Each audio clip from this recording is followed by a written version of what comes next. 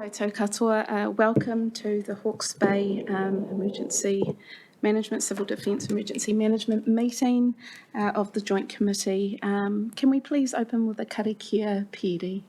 Kia ora, Chair. Whakataka te hau ki te uru, whakataka te hau ki te tonga. Kia mā kina kiuta, kia mā taratara ki tai. E hia ki ana te atakura, he tio, he huka, he hauhu, ti hei, mauri ora. Kia ora, Chair. Kia ora, and welcome to everyone in the chambers today and online. Also to our public, this is streamed live. And it would be remiss to acknowledge that we are still in a national state of emergency, the third 7-day extension after Cyclone Gabrielle. It has been a devastating weather event that has been unforgiving across our region. The impacts have been vast and deep. There have been many who have been affected by losing loved ones, losing livelihoods and their houses.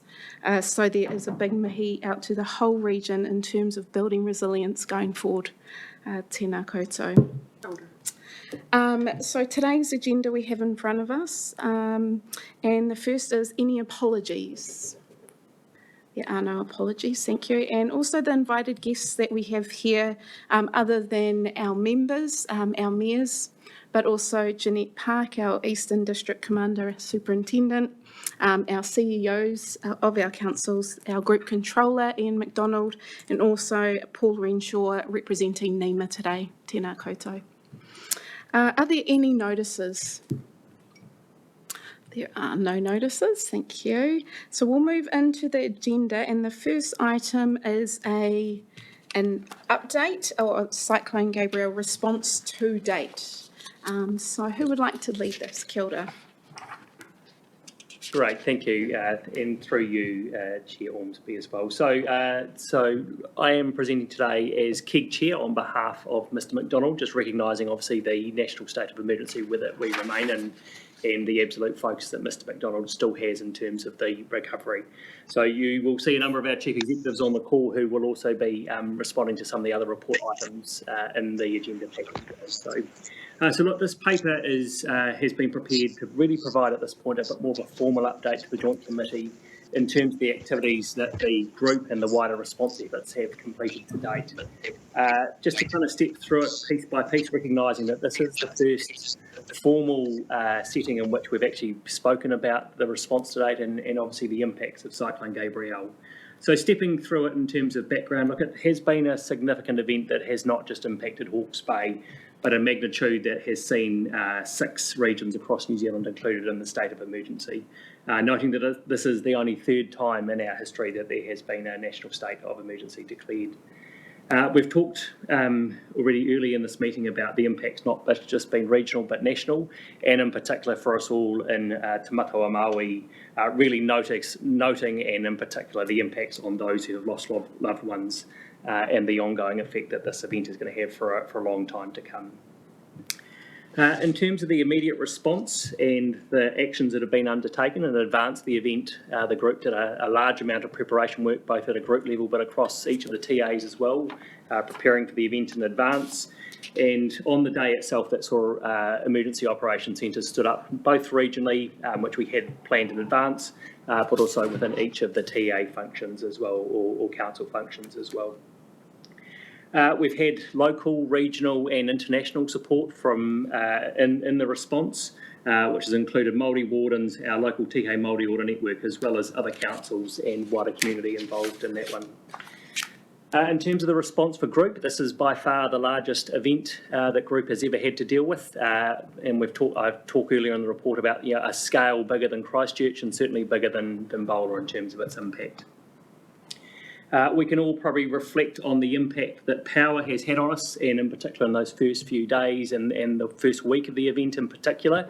I think it's certainly, I know in my own context as well, it certainly really honed in on the importance of good communications and actually how much in those first 6 days, while we may have been isolated geographically by roads, actually the power of not being able to communicate by cell phone and over the internet like we are online today had a really big impact. We talk about civil defence centres and community-led centres, and I think that's been a real success of the event, particularly in community areas where we've seen communities take action and lead for their own communities, and obviously with support that sits behind that. So there's some numbers in there about 663 people that were formally recorded in what were the civil defence centres, but I think we can have certainly a much higher level of confidence that number's really in the thousands in terms of those that were displaced from their homes as well. A pretty significant number in terms of 28,000 properties that have been affected in some form by this event. And at the time of writing, that included 102 red stickered houses and 1,048 yellow houses, with probably thousands more in that white vicinity. Again, still requiring repair, possibly even with a white sticker. The peak of the event, there were some 4,928 people that were unaccounted for. And I think, again, that just really speaks to the scale of the event that we saw across all of Hawke's Bay and the real challenges we had around communications. To that end, we've still got many rural communities that are isolated, and I know in terms of the response and the feedback from Mr McDonald and the feedback that I hear from you all as mayors and chair is staying focused on those isolated communities in particular. So still 31 communities, and with what is now a huge response effort being a distribution network for food and other welfare support out of what is the Hawke's Bay AMP showgrounds. The region's stock bank network suffered quite a bit of damage, 30 breaches in 20 locations, and the report talks to that a little bit later. But also our roading network in particular suffering really significant damage across key arterial connections to both Wairoa, Taupo in particular, but across, particularly in our rural networks. At the time of writing, that was estimated to be over 150 bridges in the region at that point required some form of repair. And I think we can't underestimate what that some form of repair may mean. In many cases, that's millions of dollars of work. In terms of local road networks, again, we all face some pretty significant challenges on that, and look, we could spend quite some considerable time talking about roading networks. This next section of the report just touches on the cultural, environmental, economic and social wellbeings for the event. And just firstly touching on the cultural wellbeing events, there's some guidance that has come through from our team, particularly at the GECC, but noting particularly for marae and our mana whenua, there has been, those communities in particular have been hit really hard. We think of the challenges that we have in our own homes, the loss of a home, but a loss of a marae and sacred burial grounds, like that is the deepest cut that we can possibly have. And certainly our thoughts go out to all of those that are impacted in that, but really noting the long-term cultural impacts that will have as well. From an environmental perspective, obviously silt and the impacts to our built environment, but really, and we make some commentary in here around just the extensive damage that we have had to our coastline as well, and really what the long-term significant impact will be on that, which is still not necessarily known at this really early stage of the event. In terms of our social wellbeing, look, we can be pretty confident there are going to be some long-term social implications, unfortunately, and the report talks about some of the early increases we've unfortunately had around domestic violence and other implications which are not to be unexpected when communities are under severe pressure and under severe conditions. And again, as we look forward to recovery, I think they are some of the longer-term things where we need to work particularly hard on focusing on. And last but not least, certainly the economic impact of all of the event, which is going to be long-standing for us for a number of years, whether that's the horticultural sector, the general businesses, tourism. Again, a number of our sectors have been hit incredibly hard. And probably one of the most challenging or significant challenges that I think we are going to have, and it's noted in the paper in particular, is how we quantify actually that long-term flow and effect for this. It is going to be certainly significant. Just touching on just the continued response focus, and there's also some commentary around flood protection and just progress that's been made to date. Look, certainly there's a large focus on remaining focused on those communities that are isolated and having the absolute confidence and assurance that they are getting what they need when they need it. And speaking with Mr McDonald on a regular basis as the KEG chair, I know that's certainly one of the really big focuses for the team in that respect. Obviously the kind of the other key focus areas is now this transition period from what is immediate response as we start to think to recovery, and that is a really key piece of work that the team are leading in that respect as well. We talked about the floods and the stop banks, and again there are some images through the report of the work that's been completed to date at Motuo in particular, and some temporary work that's been done in Waipawa as well. And again, happy to take any questions on that as we go through. But look, certainly the big focus now really is turning our mind to recovery, which is what the next two papers in this agenda, one that is in the public realm and the second in the public excluded, where we look to seek formal approval of the interim recovery manager. And that is, at this point, again, the really key focus for the response as we transition as well, recognising as well the wider immediate challenges that we've got, but also staying focused on what will be a long-term recovery focus area. There's a little note in here just around kind of reviews and questions that will be asked, and look, undoubtedly there will be questions that will be asked in terms of, have we done things as well as we could have? Could we have done things better? But to be really clear at this point, the absolute focus needs to be on ensuring the well-being of our whānau and our community, and also noting that NEMA, as part of what will be what is part of normal standard process as well, will be taking reviews underway for the event. So with that, through you, Madam Chair, happy to put forward the recommendation and any questions that... Thank you so much, Doug. That was a fantastic report in response to date. Before we get into questions, I will start with just acknowledging the civil defence movement across all our communities, particularly our rural communities. And in light of that, could you provide some feedback on the significance of how well those isolated communities are resourced at the moment? Yep, certainly can do that, and I'll look to Mr McDonald for some potential additional absolutely. Guidance. So look, certainly that's been a really big part of the response effort, and at one stage, and particularly around the food hub that has been set up at the showgrounds, that has been a key part of the distribution network through there. I think, we can't underestimate the challenges that we've faced in this experience, and whether that's trying to restore power to areas which has seen generators shifted across, and the challenges of trying to relocate fuel to those areas as well to re-establish essential communication lines. Look, overall, I think there are a number of areas of our community that themselves have been able to show a really incredible amount of resilience in their own space, but certainly from a group perspective and a wider TA function, I know that where there is need, councils and both the group control are doing their very best to make sure that those communities can get the resources and the support they need. So happy to defer to Mr McDonald if there's anything additional to that. Yes, Ian? Yeah, so look, we're dealing with 28 isolated communities across the whole region. Some of those communities have what I'll call sub-communities. So even within an isolated community, there may be a pocket of that community that can't actually access the hubs that are set up within those communities, if that sort of makes sense.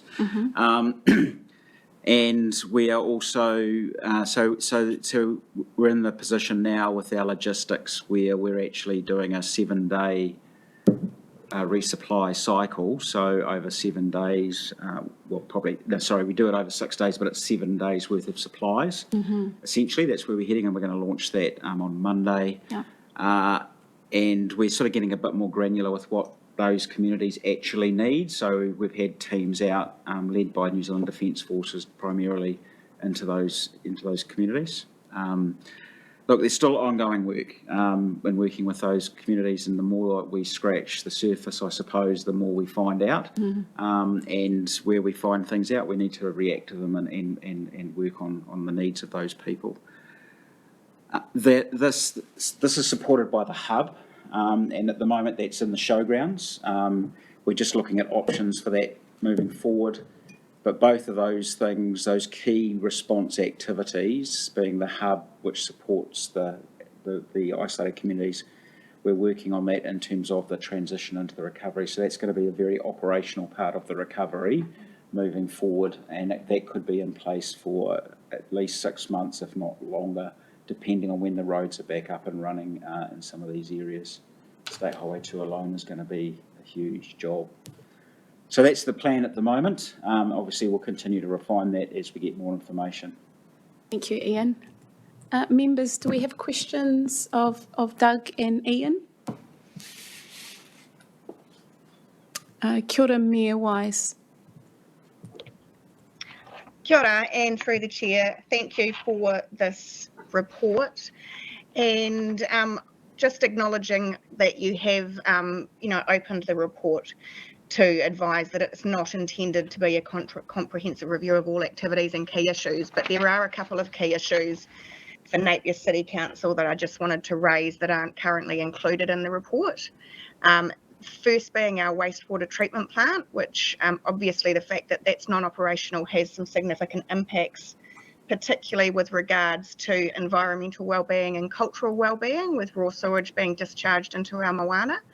And, we're trying to ascertain at the moment and assess how long it will be before we are in a position to have that plant operational again. And at this stage, it is looking like weeks, if not months. So obviously, just something that we need to, as a region, be acknowledging in terms of the impacts that is going to have on not just Napier, but the wider region. So just, I guess, highlighting that I think that is something that needs to be included as a key issue. Absolutely. Thank you. And then just the second one, sorry, just with regards to more the economic wellbeing, is the current situation with our Watoto industry, and the fact that we appreciate that we can't go and list every single industry or business that's been impacted. But we are talking about hundreds of millions, if not billions of dollars worth of industry in that area, which again, it could be a significant period of time before they're operational again. And I guess, sits in Hastings, Sandra, but again, Panpac is another significant industry or business that I think we need to be acknowledging as part of that economic wellbeing piece. Thank you, Mayor Wise. Good points. Thank you for raising those. Mayor Hazelhurst. Oh, just unmute. Kia ora koutou katoa. Can I just thank you for the report, first and foremost, and for the very hard mahi that's been undertaken over the last 3.5 weeks on behalf of everyone. And I'd just like to follow up on a couple of questions around the community hubs, which really have highlighted for me the importance of community and how well they've worked together with good leadership. I know that our volunteers, and this question to you through your chair to Ian, are getting tired. Can you just talk me through the relief for the volunteers in the isolated community hubs and what has happened to support them? Sure. I mean, we did look at some relief working with the councils, because obviously in terms of the regional response, we don't have the capability around, and generally the work with the communities is at a local TLA level. But definitely we've had some people who have helped out at those hubs where we become of an issue, and so that's why we're visiting the hubs where we identify an issue with them. Then we look at how we can provide for solutions and provide for relief. I mean, this is going to be ongoing, but I think part of it also is this being more regular with the, once a week with our drops means that those hubs can basically operate 1 day a week, distribute. People can come in and pick up what they need or distribute what is needed, and then they don't need to worry about it again for another 6 days or 7 days. So that's part of it as well, refining our systems. Thank you. And just a follow-up question about the portable community hubs in Twyford and Pakowhai. Can you just give me a heads up? Is that Is that a group led, and how do those work? Sorry, which one, sorry? The community mobile. Oh, okay. The mobile, my understanding from talking to your controller that the mobile hubs that are going out is run by Hastings District Council, by your staff. That was my understanding. If that's not right, then obviously I can look into that. But that was my understanding this morning anyway. Great, thank you. Are there any other questions for this item?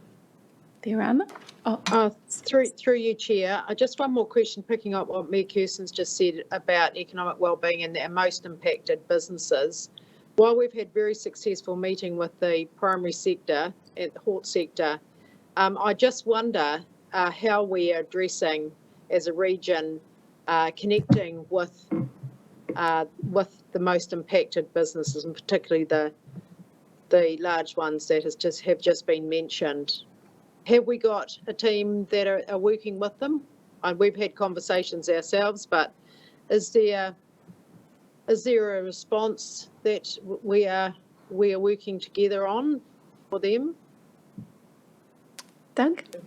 So through you, Madam Chair, so thank you, Mayor Sandra. So probably as part of the immediate response phase, and obviously the key papers that we're presenting today, a large focus of that will be looking to formally set up that structure to ensure that we are regularly liaising with those business groups.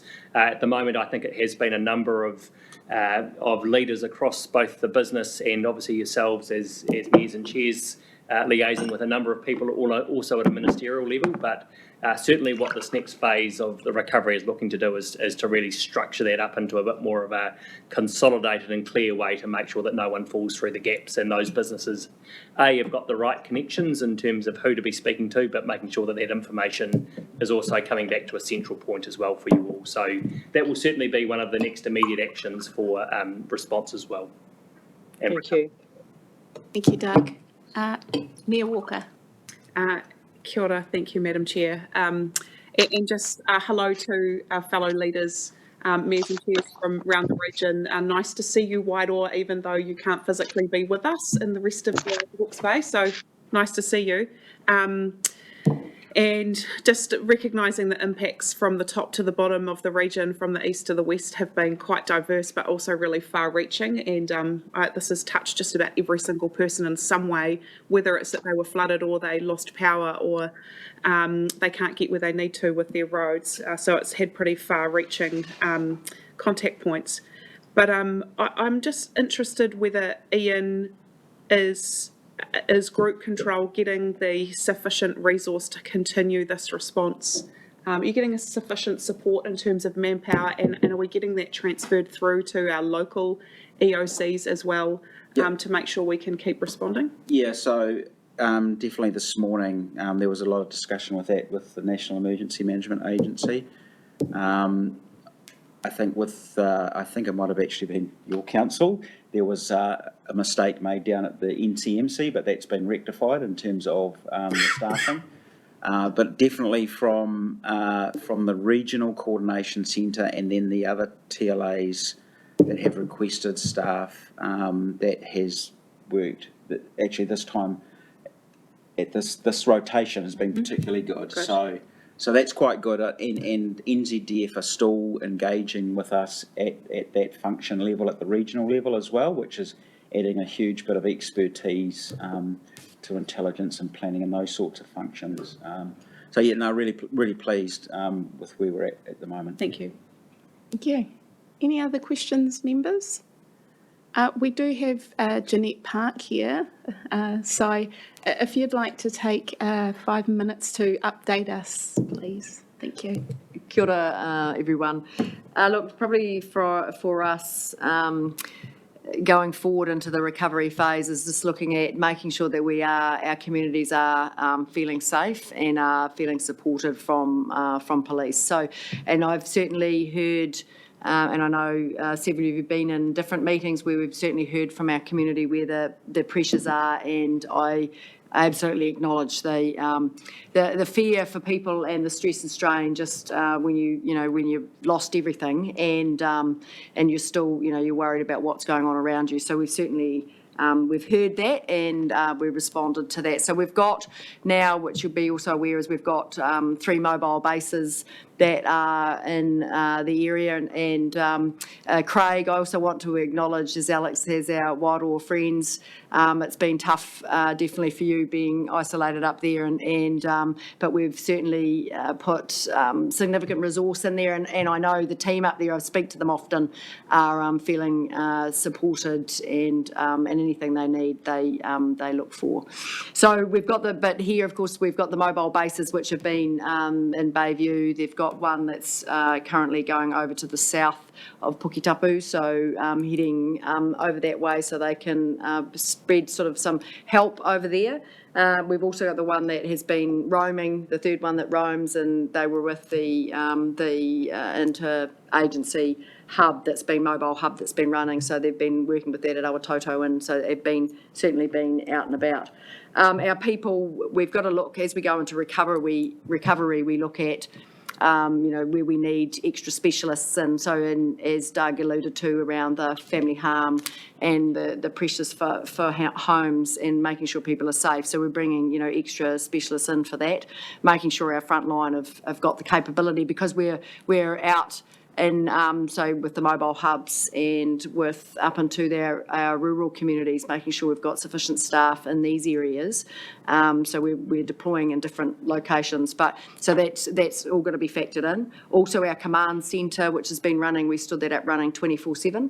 So that provides senior guidance for our staff on the ground and a capability there. So that's going to continue running 24/7. We've got, it's supporting to our dog handlers. So there's a lot of things, a lot of moving parts that we're assessing on a daily basis and looking at what our numbers are and where we need to reposition people. So we've got more people coming into iwi and community liaison, ethnic liaison, so there's just that sort of thinking all the time. So we're working through that. Probably for Eagle, I know that the Eagle helicopter, when it left on the 5th, that was, we're all sad to see it go, definitely, and the petition was launched in relation to the helicopter. And it's been redeployed back to where it is based in Auckland. But the petition has come through to us and all the feedback. So that is being Assistant Commissioner Richard Chambers is looking across that on my behalf. We've also got the 10-5 line, and I'd be interested if anybody's got any feedback in relation to that. So we opened the extra line into that, which took priority for members of the community because that was raised at one or several of the community meetings. So we've done that, and I think that it's certainly been utilised, and it's some of it is cyclone related, some of it is other matters, but we triage that, and we have staff attending or definitely making contact with people. So I hope that that's working successfully.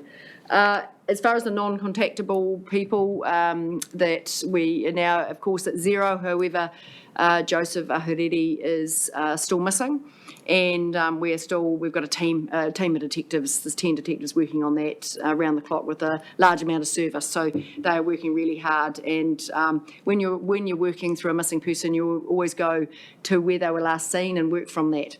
And so they're just reviewing that all the time. And Marty James is the lead on that currently. So they're well across that. And let's look for his whānau, it's a terrible situation, for them just wanting to know where he is, and so we're doing everything we can for him and his family. So hopefully, as time goes on, we will pick up things along the way and be able to investigate those. So probably that's probably a bit of an update from me, but I just want to acknowledge Doug, that was a very good briefing. Thank you for that and understanding, and we're certainly working with Ian and the team and everyone to make sure that we're across what's going on and where the support's needed. That please come and tell us and tell me or tell our leaders within our teams, because we are certainly listening and we'll do what we can. Yeah, kia ora. Thank you, Jeanette, and thank you enormously for your mahi and your team in keeping our community safe. Thank you. Mayor Hazelhurst. Kia ora, through you, Chair. Thank you, Jeanette. And it's been great to go to the community meetings and see all your team there and being able to front up and reassure community, particularly that, you know, their property that they've had to leave behind is there's somebody out there. I think the meeting on Tuesday night at Hoki Tapu actually highlighted the nervousness and about the community in Puketapu south of the bridge, who still feel very vulnerable, and did ask if, I mean, we have been hugely excited about the Whirinaki and Esk police patrolling in that roadblock there, because there's been, you know, great feedback from that. But I just think that there's probably an opportunity to have a presence at both the entrance of Swamp Road and Omaranui Road. The community are still feeling nervous in that area, and Motio are still running their own community roadblock.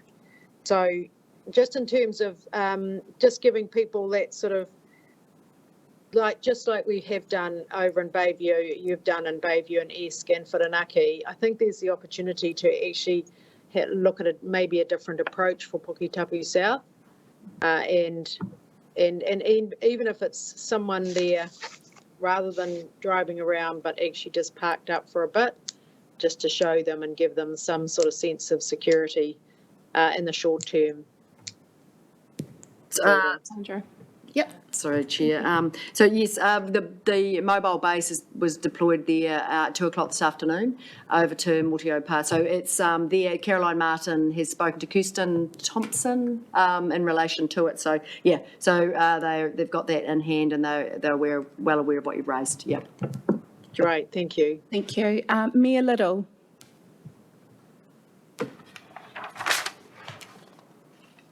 Kia ora, Craig.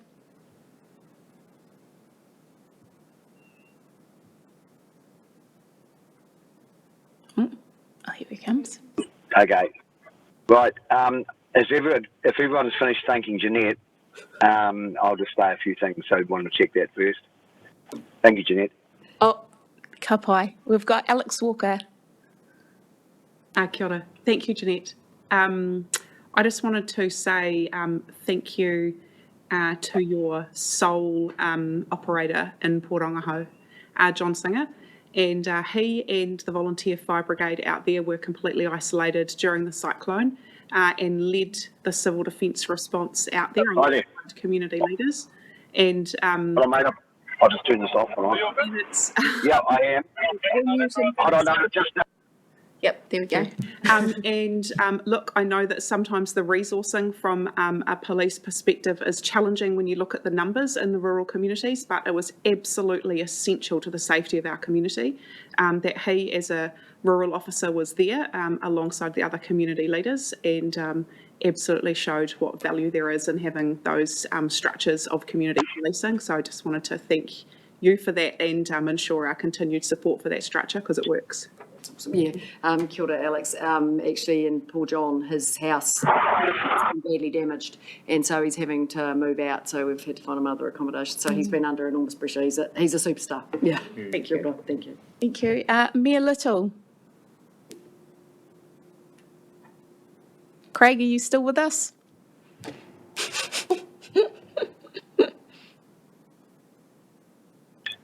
Okay.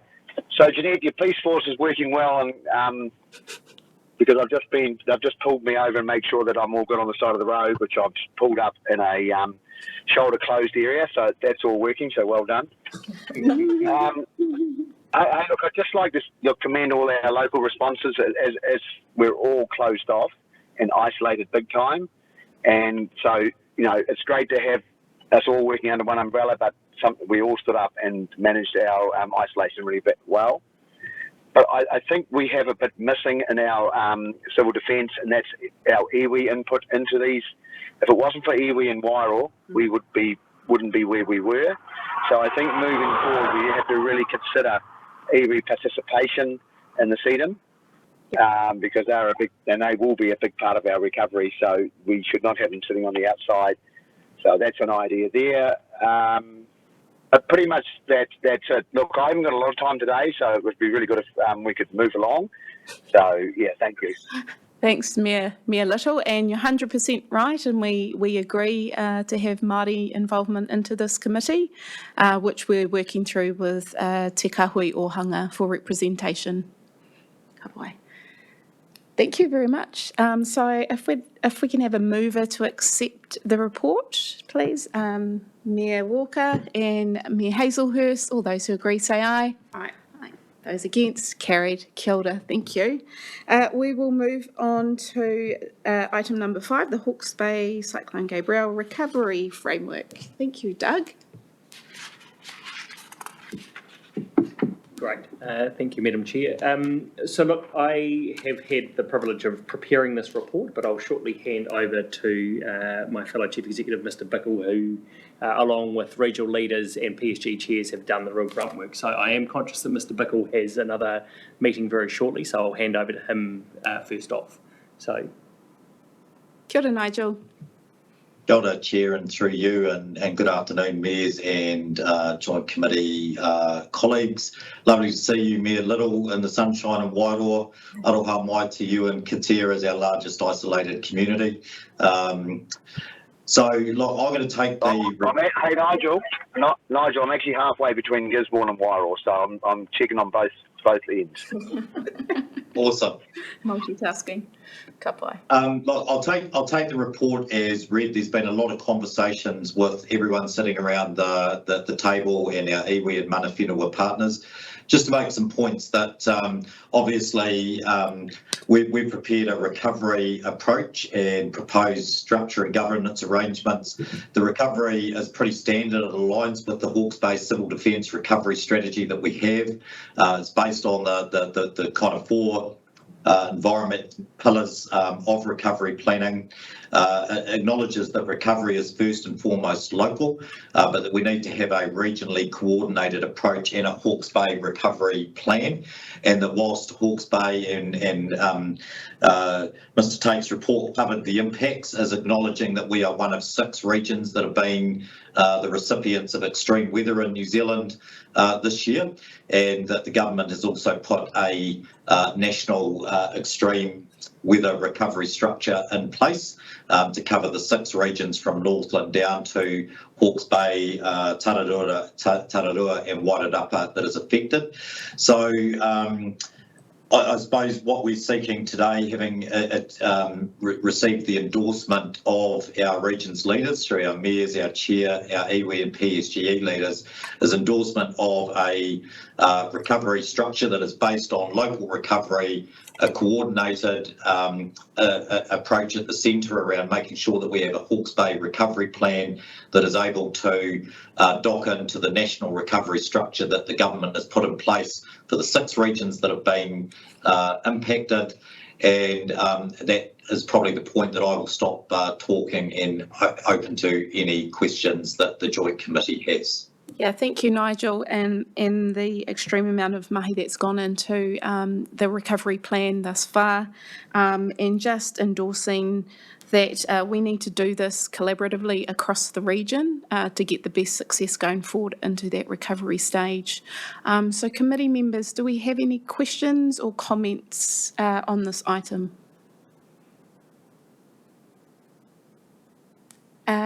Yes, Mayor Walker. I just think it's important just to be clear here about the scope of recovery, and I think where the view that we've taken as leaders is that the Civil Defence Framework gives us the process around how good recovery can be planned and put together, but we're taking a view as the region that is wider than that and into the view of how does Matariki leadership, which thinks of all things around economic and social development, come into the overall leadership of the bigger recovery program, and that understanding that civil defence gives us legislative and resourcing mechanisms to help build that team, which is going to be bigger than us.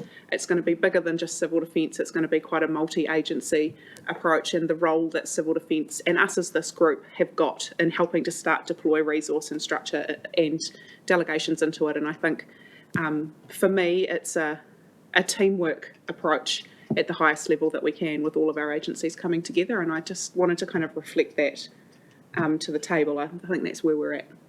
Thank you. Mayor Hazelhurst. Kia ora through you, Chair. Can I just acknowledge the speed and the quick delivery of everyone working together to get this Hawke's Bay recovery framework and way forward for our recovery underway. This working together and, you know, community-led, Hawke's Bay-led, local councils-led, all our agencies-led, coming together to deliver the best for Hawke's Bay, for our people and for our businesses. And for me and our community and the devastation and the loss that we have seen in our primary industries and our horticulture sector, this gives people some certainty that we are a collaborative region and that we are going to recover, rebuild and reinvest. And with the relationships and partnerships with the government, a key partner. So I just want to say thank you for the speed and the delivery of this strategy, this framework that we all buy into. And for me, the most important part will be how we report and connect back to our wider communities for them to understand what is happening and how we rebuild together. So kia ora. Kia ora, and 100% agree with that. Do we have any other comments? No. I please have a mover and a seconder to receive the framework and approve the proposed Hawke's Bay Cyclone Gabrielle recovery framework. Would you like to move? Oh, there we go. We've got two on the board. Thank you, Sandra, and Craig is a seconder. All those who agree say aye. Aye. Is against, carried. Thank you very much. And Craig's waving goodbye. Oh, no. Do you have to go, Craig? Are you taking leave? I'll tell you what, it's tempting to wave goodbye, but I'll hang in there. Oh, well done. Won't have a quorum if he. No. Yeah. Oh, We need that's you. true. We need you. Another 5 minutes, Craig. Kapai, kia ora. So that's the end of our public part of the meeting. So for those online, we do say ka kite, and thank you all for joining. Thank you, John. Thank you. So a mover to move.